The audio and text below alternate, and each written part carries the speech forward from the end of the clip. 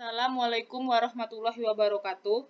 Baiklah, di video kali ini kita akan belajar tentang faktor-faktor yang mempengaruhi kesetimbangan.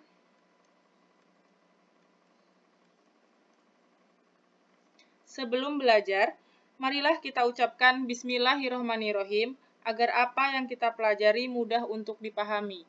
Amin amin ya robbal alamin.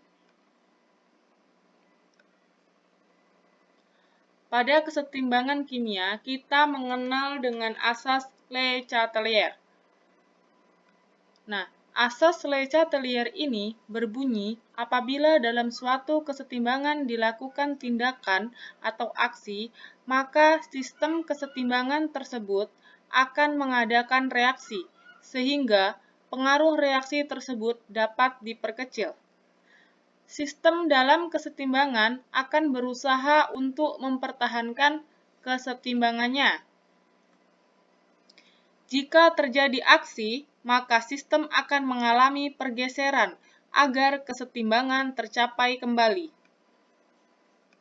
Faktor-faktor yang mempengaruhi kesetimbangan terdiri dari 4 faktor. Yang pertama yaitu konsentrasi, yang kedua suhu, ketiga tekanan, dan yang terakhir adalah katalis.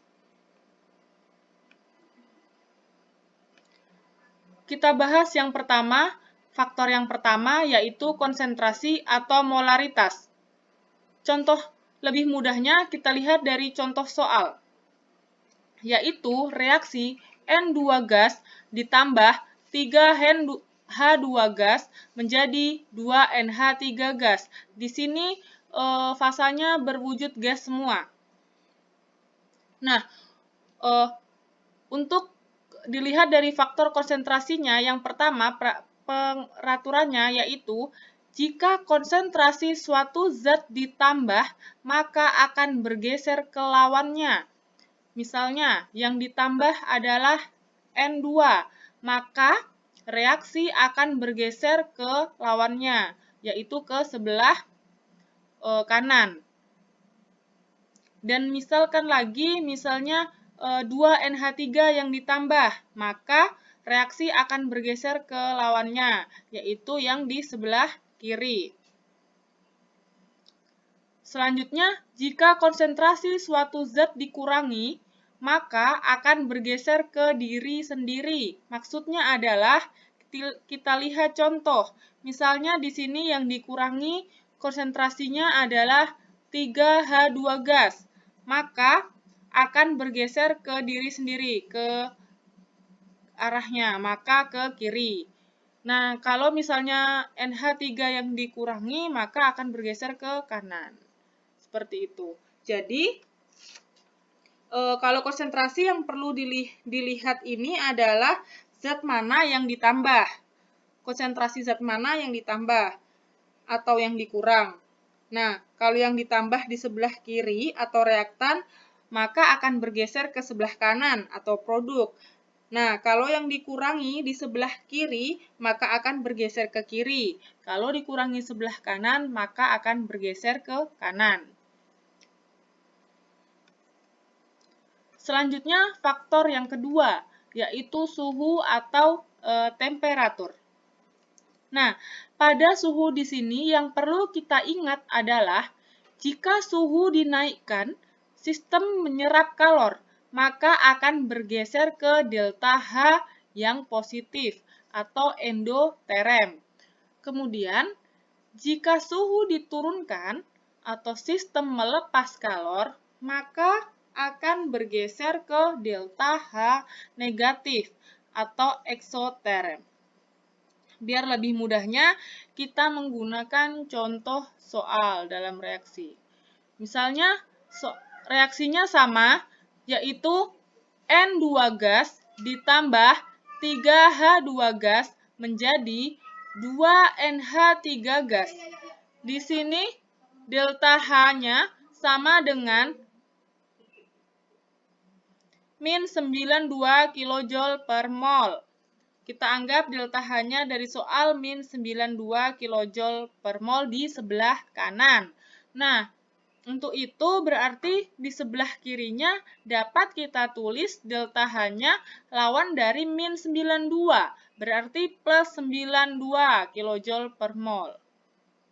Nah, misalnya di sini, jika suhu diturunkan, maka reaksi akan bergeser kemana? Suhu diturunkan.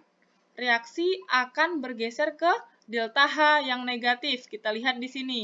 Suhu diturunkan, reaksi akan bergeser ke arah delta H yang negatif. Berarti delta H yang negatif kan kalau di soal ini di sebelah kanan. Maka suhu diturunkan, maka reaksi akan bergeser ke arah kanan atau ke produk. Kemudian jika soalnya suhu dinaikkan, jika suhu dinaikkan, maka reaksi akan bergeser ke arah mana? Nah, kita lihat lagi. Suhu dinaikkan, maka reaksi akan bergeser ke arah delta H yang positif. Kita lihat di soal, delta H yang positif di sebelah kiri. Berarti jika suhu dinaikkan, reaksi akan bergeser ke arah kiri, karena di sini delta H-nya yang positif di sebelah kiri. Berarti jika suhu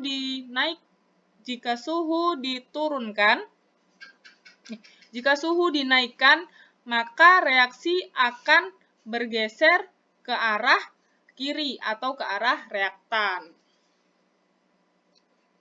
Jadi kalau di suhu yang perlu diingat adalah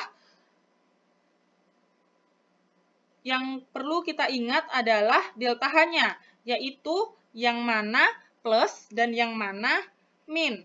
Kalau suhu naik itu delta H plus dan kalau suhu turun itu delta H min. Itu yang perlu diingat.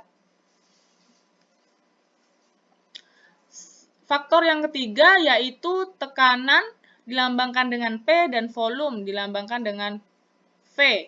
Nah, tekanan dan volume ini berbanding terbalik.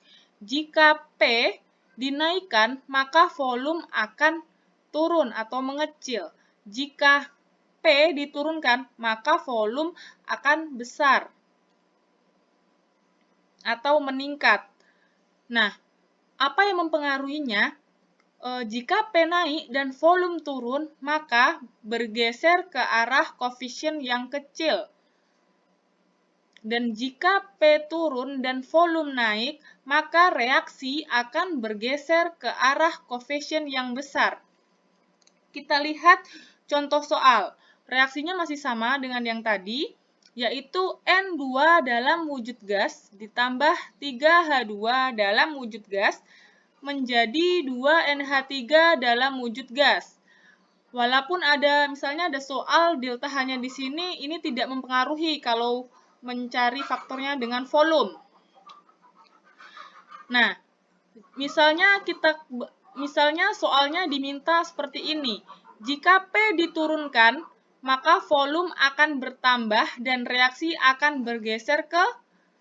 Nah, kita lihat dari poinnya. P diturunkan dan volume akan mengalami kenaikan sehingga reaksi akan bergeser ke arah koefisien yang lebih besar. Kita cari koefisiennya dulu. Yang di sebelah kanan atau produk yaitu koefisiennya 2. Sedangkan yang di sebelah kiri atau reaktan yaitu 1 ditambahkan dengan 3, maka koefisien seluruhnya adalah 4. Nah, kuncinya tadi, jika P diturunkan, maka koefisien bergeser ke arah yang lebih besar. Nah, ini yang lebih besar adalah sebelah kiri. Maka, jika P diturunkan, reaksi akan bergeser ke sebelah kiri. Selanjutnya, jika soalnya diminta, jika P dinaikkan, maka volume akan berkurang dan reaksi akan bergeser ke. Nah, jika sekarang P-nya atau tekanannya itu dinaikkan, volumenya berkurang dan reaksi akan bergeser ke koefisien yang lebih kecil. Kita lihat, koefisien yang lebih kecil ada di sebelah kanan. Berarti, jika P dinaikkan, maka reaksi akan bergeser ke sebelah kanan atau bergeser ke arah produk. Faktor yang terakhir yaitu katalis. Nah, katalis ini adalah suatu zat kimia yang dapat mempercepat laju reaksi, tetapi tidak mempengaruhi jumlah produk. Katalis ini berfungsi menurunkan energi aktivasi agar waktu yang diperlukan untuk bereaksi ini lebih singkat. Jadi, dengan penambahan zat katalis ini, penambahan suatu zat di sini pada suatu reaksi, maka akan mendapatkan kesetimbangan dengan waktu yang lebih cepat daripada zat reaksi atau reaksi yang tidak ditambah katalis. Demikianlah penjelasan hal yang perlu kita tahu dalam kehidupan harus seimbang antara kehidupan dunia dan kehidupan akhirat. Terima kasih. Jika ada pertanyaan, silahkan langsung bertanya ke Ibu dan jangan lupa diresum materi hari ini. Saya akhiri wabillahi taufik walhidayah. Wassalamualaikum warahmatullahi wabarakatuh.